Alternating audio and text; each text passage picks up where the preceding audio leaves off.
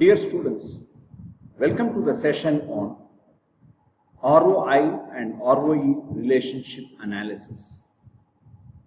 ROI is return on investment and ROE is return on equity. This session will help you to understand about the effect of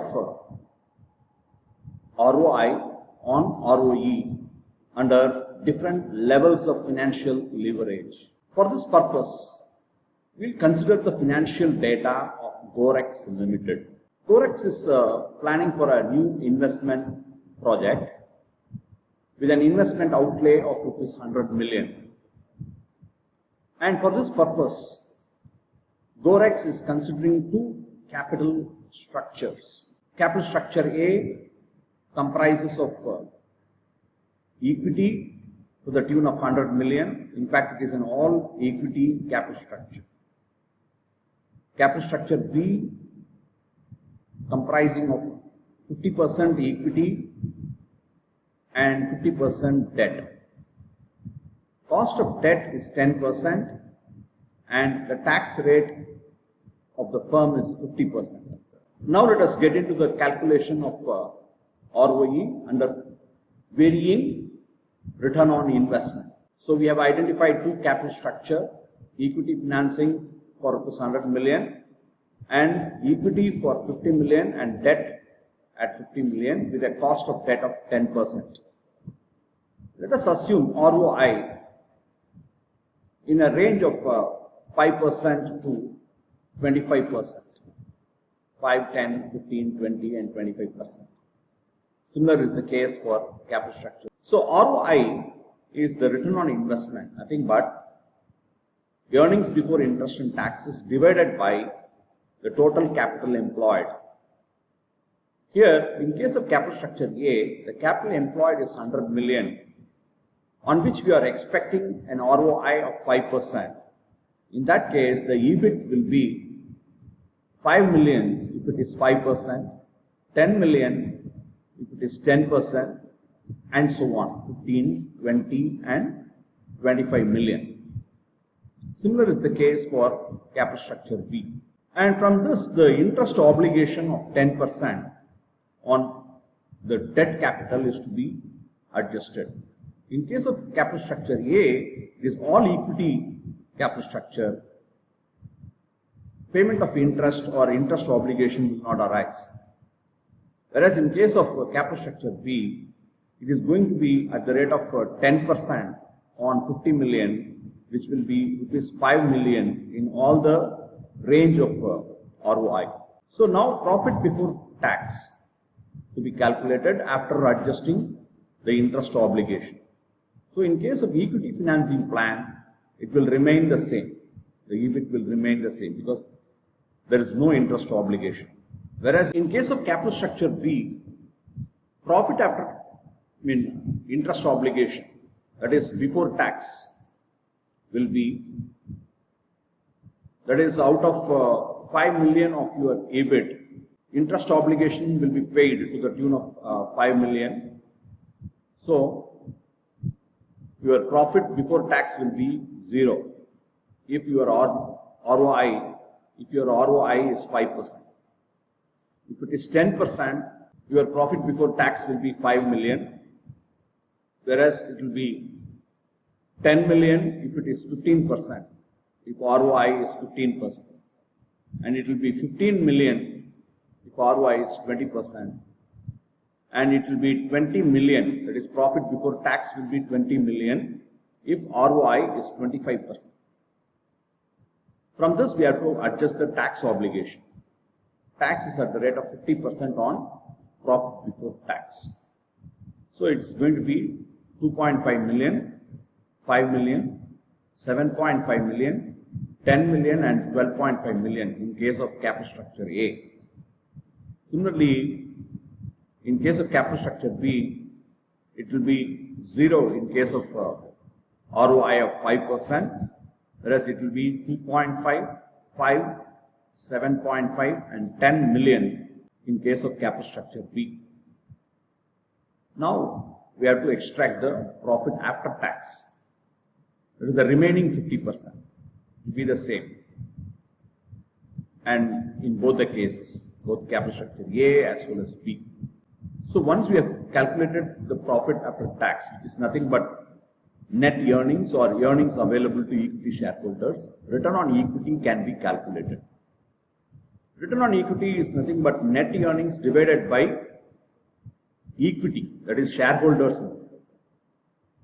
So if profit after tax is 2.5 million in case of capital structure A, your ROE will be 2.5 million divided by 100 million is nothing but 2.5%.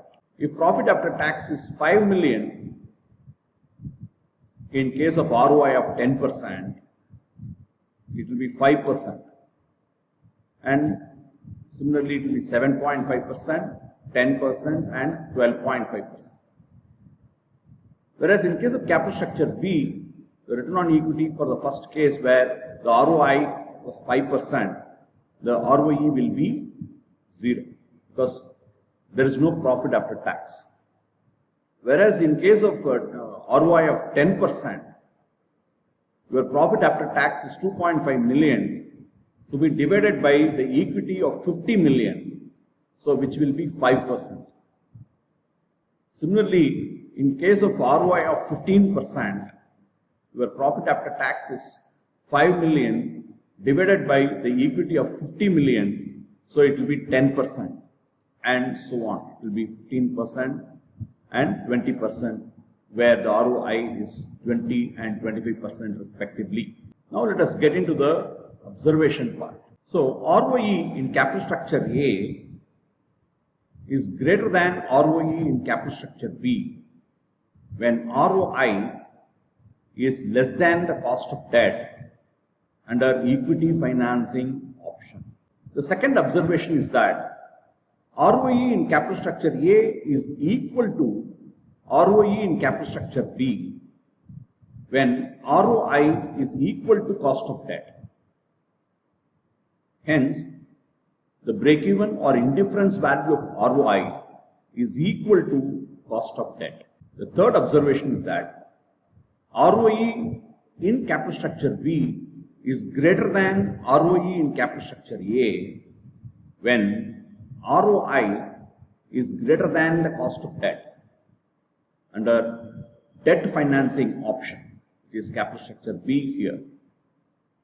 So you can notice that the ROE is 10%, 15% and 20% respectively in case of capital structure B, which is much higher than 7.5%, 10% and 12.5% when the ROI is greater than the cost of debt of 10%. Now the relationship is presented graphically. So the blue line is plan A, nothing but equity financing,